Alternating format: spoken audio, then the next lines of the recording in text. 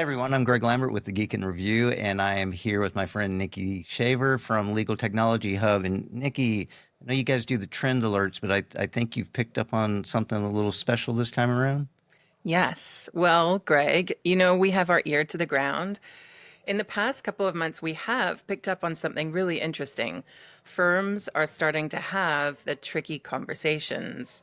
All through 2024, as firms were piloting and licensing generative AI technology, we were starting to see uptick in adoption, but we heard very few reports of firms that were actually having conversations about changes to rates or pricing models.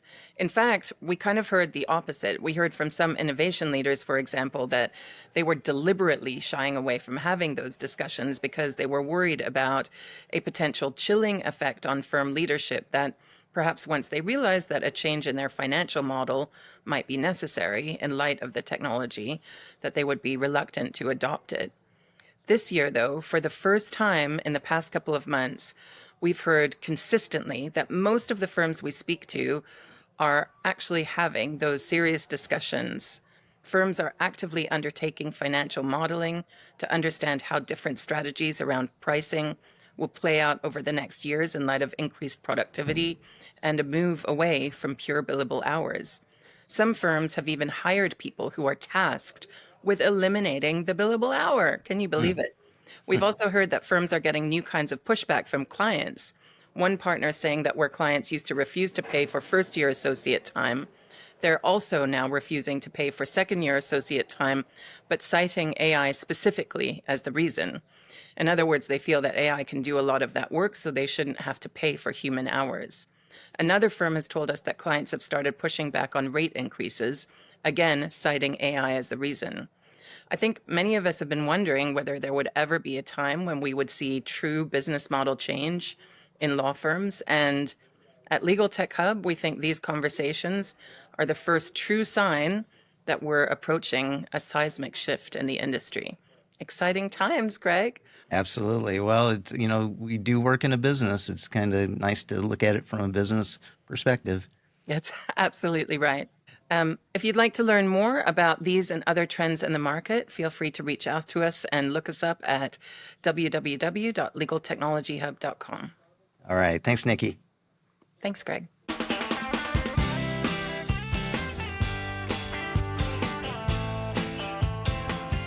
Welcome to the Geek in Review, the podcast focused on innovative and creative ideas in the legal industry. I'm Marlene Gaybauer. And I'm Greg Lambert. And this week we have with us Cornell Winston and Jenny Silbiger, who are president and president-elect of AALL, respectively. A role I had at one point. So we're Yay! happy to have you both on. And we wanted to grab you and talk about the July AALL conference in Portland, which is going to be from July 19th through 22nd. So welcome. Thank you. Yeah, Thank you for having welcome us. and aloha. Aloha, thank you so much. Yeah, Cornell is joining us from outside the courthouse in San Diego, and Jenny is inside the courthouse in Hawaii. So, Correct. all right, both in a good way. So we did bring you on to talk about the upcoming annual meeting in the great city of Portland. But before we get to that, I know that in the May e-briefing for the AALL membership, there was a couple of things you guys highlighted that I wanted to discuss before we jump into the fun stuff of Portland. So, Cornell and Jenny, one of the things that stood out in the e-briefing was the focus on transparency and making members feel more informed and included. And I know from my experience when things are kind of turbulent, people want to know more about what their organizations are doing. So do you mind sharing with us how you're thinking about making AALL's decision making a little more visible to members and maybe give us a preview of what you think that looks like in practice? Cornell? Sure, Greg. Thanks so much. The first thing I'd say is that we have always tried to be open and transparent. Our board books back to 2008 or 9, somewhere back there, are available for everybody to see. So when the board has a meeting, the membership can also check the meeting. As we say with our e-briefings, with our know-it-all, all those things are available. There are over 83 communication venues within AALL between committees and caucuses, AALL advocates, all those things are there. So if individuals have a question, we always say, reach out to me or Jenny or any member of the board. We are here to answer any and all questions. Because, quite frankly, we have nothing to hide. The membership is important to us. So, going forward, I think it is going to be really important for the future to make sure that we communicate a little more and a little better. Because people want to know it, and this time it's turbulent. I really think it's important for us to let our membership know what's going on, but also to say, if you have a question, don't hesitate to ask. Ask us.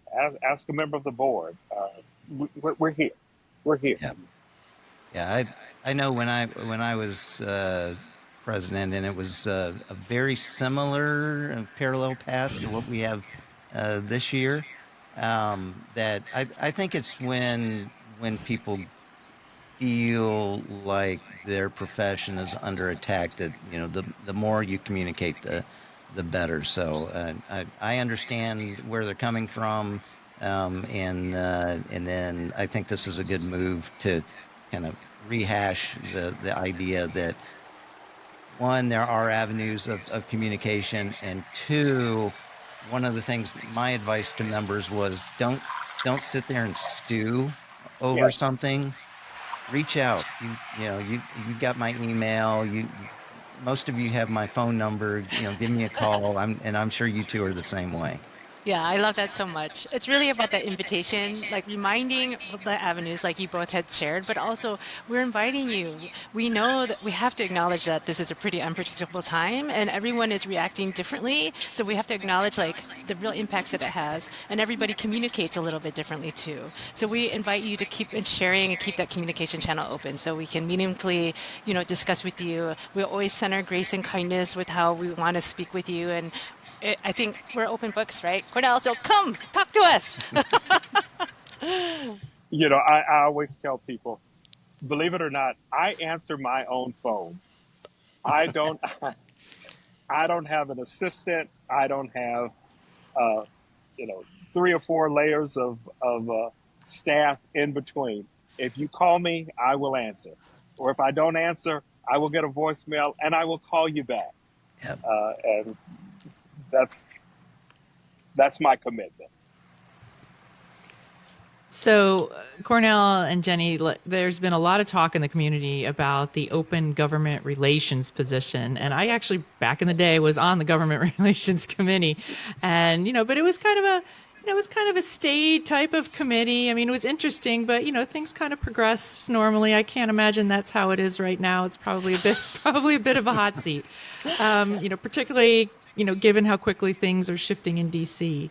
So how are you both thinking about keeping AALL's advocacy efforts strong in the meantime? And how do you see opportunities for members to play a bigger role in that work while the position's being filled? Well, I'll say one of the great things about our government relations committee is that they have been on top of things. I've been a AALL member for 33 years. And when I joined, Bob Oakley was then it was called the Washington Affairs representative. And he was in DC. And there was a larger legislative advocacy push because that's what required at the time. I'll say post-COVID, things have changed quite a bit. The AALL president would testify before the Committee on Government Printing, and I'm drawing a brain freeze right now for the exact name of the committee. Post-COVID, we're not allowed to do that anymore. So we can't do that. This position, quite frankly, uh, for since COVID, even before COVID. Uh, I'm going to borrow a line from Harry Truman's 1948 campaign. We had a do nothing Congress. And so there was not much that came through Congress, came through the states. And so our government relations committee really was on top of it. And our relations person, our headquarters person, really didn't have that full level of work to justify a full-time position that was there. Unfortunately, since this new administration has come in with the executive orders, it has been difficult because there have been some fast-paced actions that have targeted librarians. But rest assured, number one, we're aware of them, and we work with our partners at the American Library Association and other entities to make sure that our members' needs are heard and taken care of. Just because there is not a full-time person there doesn't mean that there's not activity going on to advocate for librarians in this position. As you know, during this time, when the funding was cut for the IMLS, yeah, we issued a statement on that. I had to recuse myself because being a federal government employee, I could not take part in that. When the librarian of Congress was let go, as well as the copyright person, we issued a statement. We're working with our partners in other associations to address those issues. Advocacy has never been put on the back burner in AALL. It may not be in the same vein and scope as it was, 15, 20 years ago, but we're still active with our partners, with other associations. We still hear what's going on. I know many of our members have asked us to join in on a brief with IMLS there in the District Court of the District of Columbia. The American Library Association said, don't do that for us right now. And part of our policy is that if we come in on a brief, it's on a higher court, not on the district court, which is one reason we also had a listening session just to make sure that many of our members, organizations and libraries, they may receive IMLS funding, but is it at a level that we could really come in on with the court to join in on that case? We're still gathering information on that. So it's not over, as Yogi Berra would say, it's not over till it's over. So, I can assure our members, this is an ongoing situation. That position will be filled because we see right now that there are lots of new avenues and new things that are going on in this administration that require a heightened effort. Make sure that we maintain that contact with our other partners in the library world, so we can take care of those things. All right. And the last thing that I noticed in the e-briefing was some changes on the volunteer process in order to, as you had put it, to make space for everyone, no matter where they are in their career. So what are some of the ways that you're hoping that newer members or folks who haven't felt included are more engaged and supported in AALL? The one thing that I could say for the last 2 years that I know about, really the last 3 years, everybody who has volunteered for a position on a committee or a jury has been appointed. I'll say again, back in the day, I was, gosh, it's been many years ago now, but I was on 2 committees and chair of 1. And it was like, okay, that was fine. But, back then we had quite a few members, and I said, that's not right. So now, we make sure through headquarters that when a person is assigned to a committee, their name is noted so they don't, ask to join another committee. Or if there's some reason, like, say, for instance, if you're a member of one committee and you asked to, and it's a 2-year term, and you want to join AMPC, then you can't be on that other committee you were there before if you were selected for AMPC. So those avenues are available. The great thing is that people, uh, usually if you volunteer, you will get selected. And I know in the year that I was vice chair appointing the committees, most of the individuals got their first or second choice. That Uh, happened this year too. but I'll Great. admit, a lot of people's first choice is the annual meeting program committee. So they may not get that first choice, Yeah. but there's a spot for you, Great. There's and so I can many be glad for that. opportunities. Like there's so Yeah. many opportunities, whether you have a little time or a lot of time, and all different types of things. I mean, that's what I know. So Yeah. Yeah. Well, I remember, getting in early in your career is really important, I yep. think, because speaking of Bob Oakley, I mean, I was a very green, wet behind the ears law librarian at the Oklahoma Supreme Court when he pulled me into a special committee. And really, I would say if it weren't for that, I probably would not have been on the career trajectory that I got on. Mhm. Mhm. So if you're a newer person, I think sometimes they're confused on the fact that they have to submit the paperwork to volunteer. But check that out. Ask questions. Submit your name to be a volunteer, and Yes. get ready to 33 years later, right, Cornell? So luckily you were only 12 when you joined. Uh, Flattery, Greg, flattery will get you everywhere, but All right, good. mhm. All right, so I'm gonna switch the topic to the conference for this Mm. year. And Cornell, the conference is in beautiful Portland, Oregon. This is the first time there's been a West Coast conference in a while. So, how's the buzz about the conference going with the membership?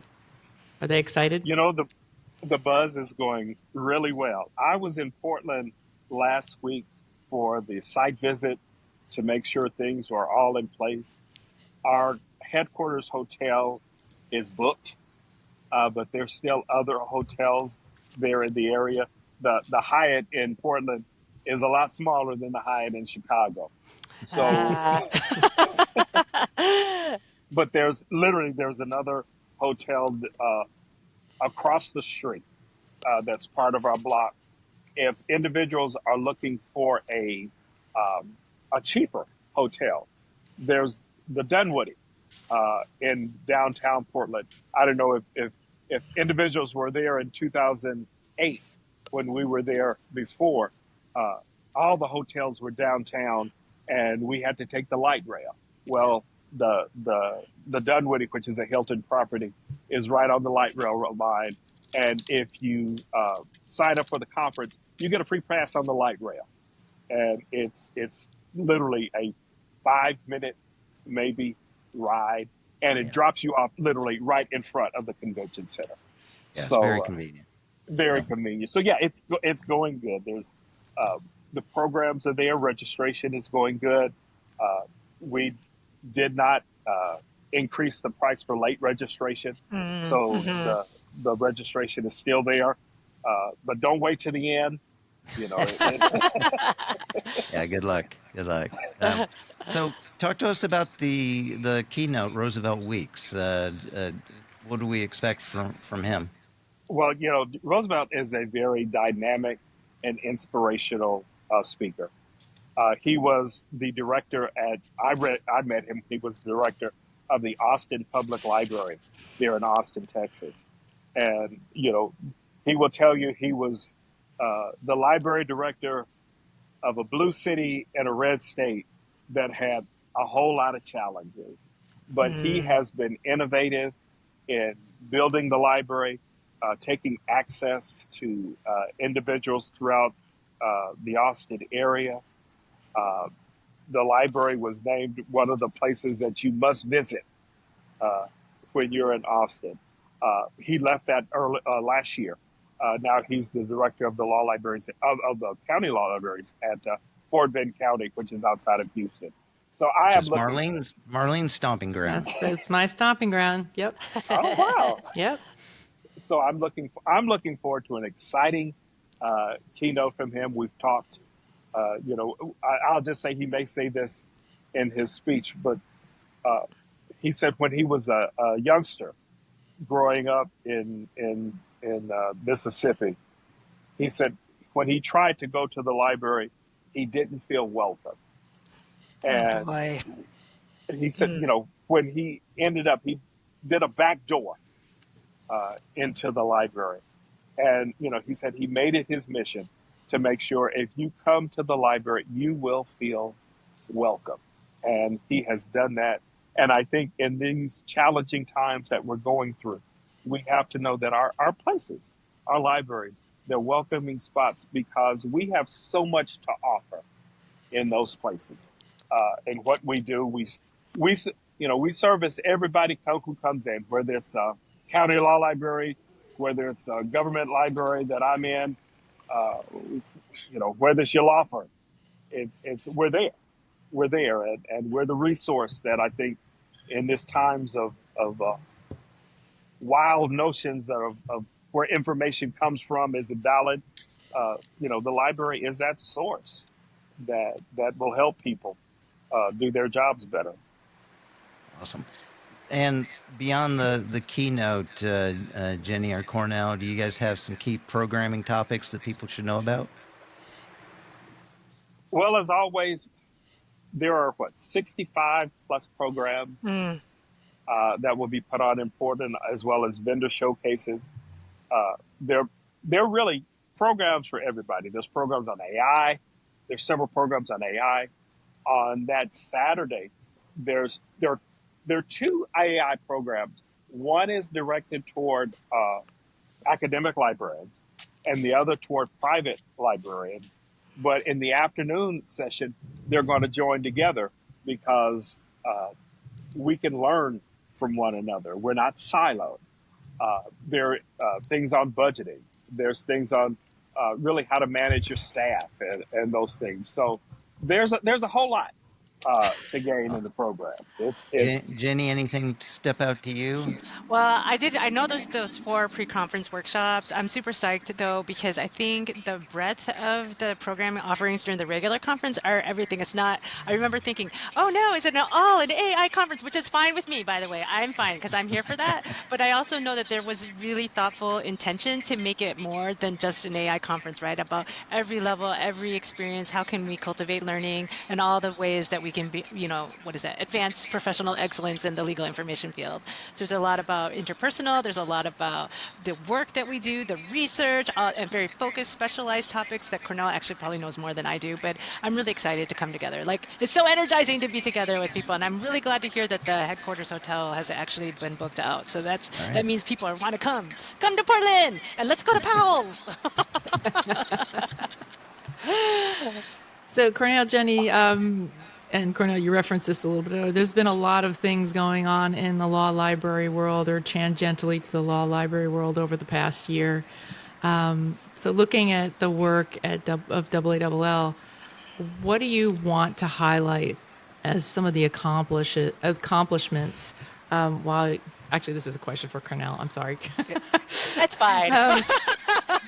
Because Jenny hasn't done her accomplishments yet, so she does that Don't next worry, year. we're queuing her up. We're queuing her up. Okay, so Cornell, what do you see as some of the highlights that you want to show, in terms of accomplishments that you've had while you were president? this has really been an active year. That's the On many understatement. levels. That is the understatement of the On year. many levels. But the thing I'd like to highlight really is that every month there's something going on, whether it's a webinar, a coffee chat, a program that's recorded. No, but there've been coffee chats, there've been programs there that people can access. Those things that we really get things to our membership as best we can, and that has been a good thing. Good. So Jenny and Cornell should probably know this by now, but when the closing gavel goes down, no one's going to talk to him anymore. They're all going to come to you. Which remember that next year when you hand the gavel over. Thank you for that advice, Greg. So you'll take over when the gavel drops at the end of the conference in July. Can you give us just a little sneak peek of some of the things, the agenda items that you'd like to cover in your presidential term? Yes, I would love that. And I have a heart up here because it really is not to minimize things, but just to know that I'm coming into this role with my whole heart out there for everybody. So there's three things, so I'll be kind of fast. But the first is what we talked about earlier about meeting members where they're at. And in this climate, it's so unpredictable. So I'm hoping to make space for the whole person so we can come together in meaningful connection and really have a way to talk to each other, to cultivate communication, to talk about the hard things that really center that grace and kindness and curiosity for each other. So we can figure out how we can lean into each other for support, right? Because sometimes when we respond to unpredictability, like human beings, we're not hardwired for that. We're not hardwired to live peacefully with unpredictability and uncertainty, right? Congratulations to us. We're arrived at this moment 300,000 years because we've honed that fight or flight survival instincts. And so really just making space for communication so we can hear everybody because people communicate differently. Some people are very vocal, some people lean into themselves. So how can we make space to engage with our members meaningfully, to cultivate that connection, to understand what the challenges are so we can support each other?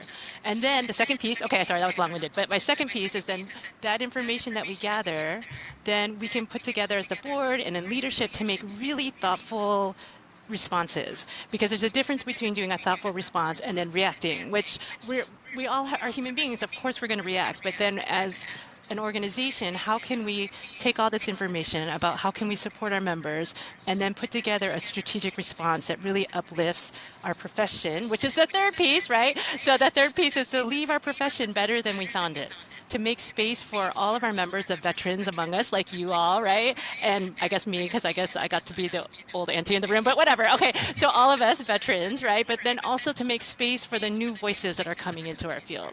Like just the last couple of years, I've had reach outs. Oh, hi, Georgie. I love you. I love your dog, Marlene. But like all the new voices that come in to the conversation and making space for them. And how can we leave this profession better for them too, right? And for us and for them. So those are my three things: meeting members where they're at, cultivating meaningful connection, turning their responses into action, and then leaving our profession a better place. Also, to rock and roll in Cleveland in 2026, right? Yeah. It'll be on us before we know it. But thank you for asking me. I get really excited and I talk fast, so thank you for your grace and patience with that. Really, it doesn't show at all.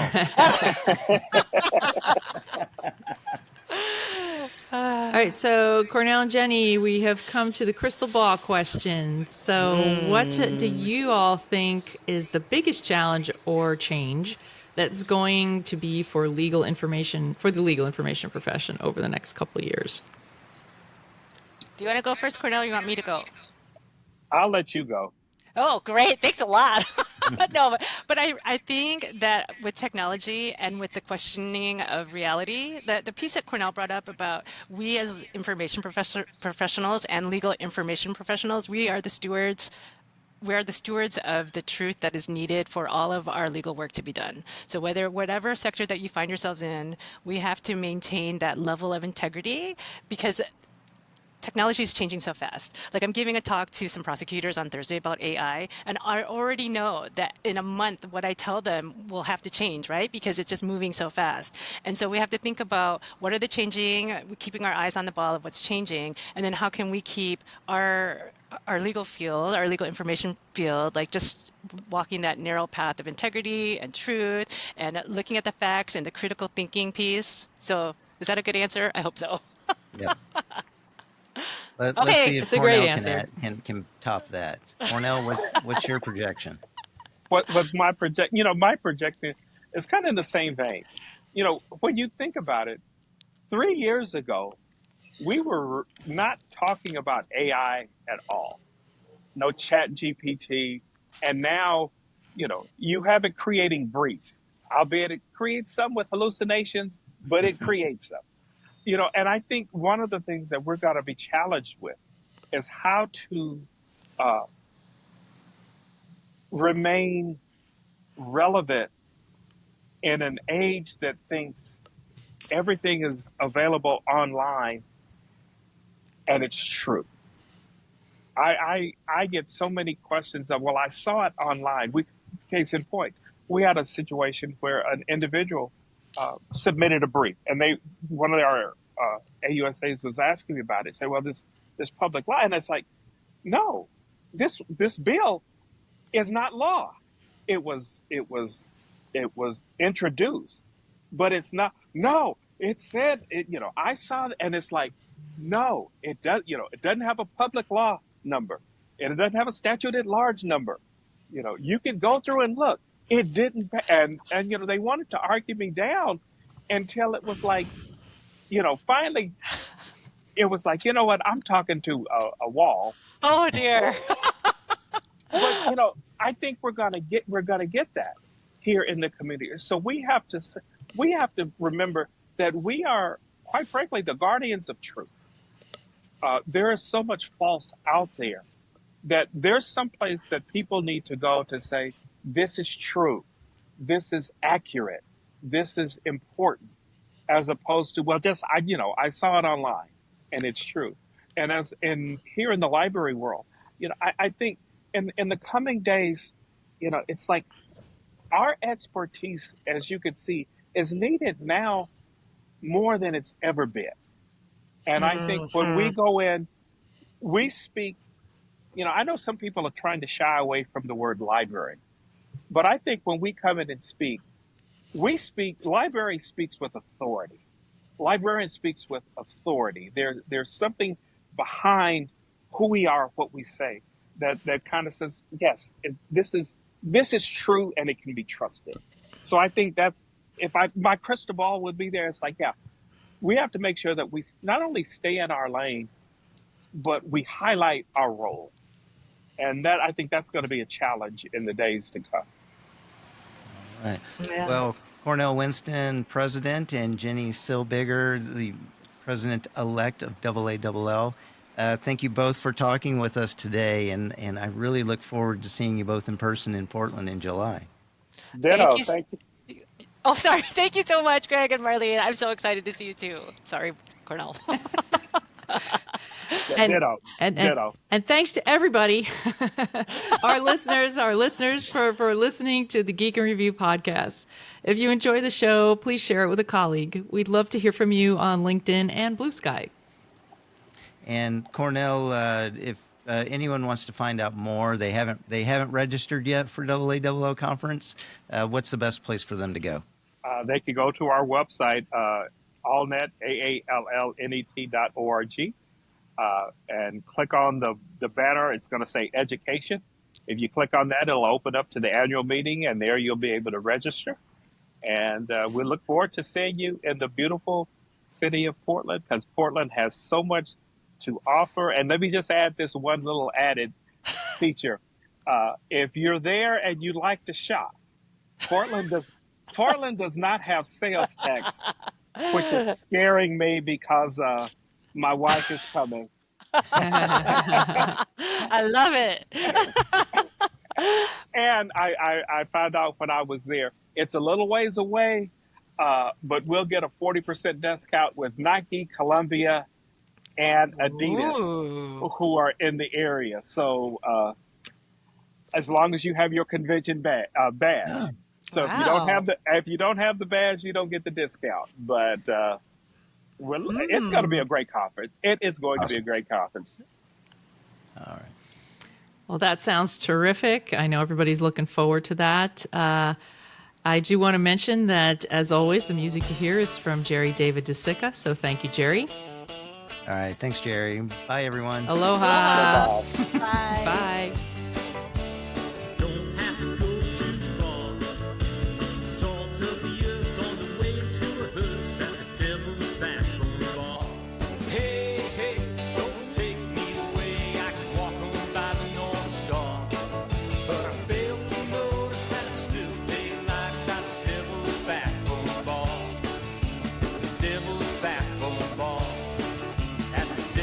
back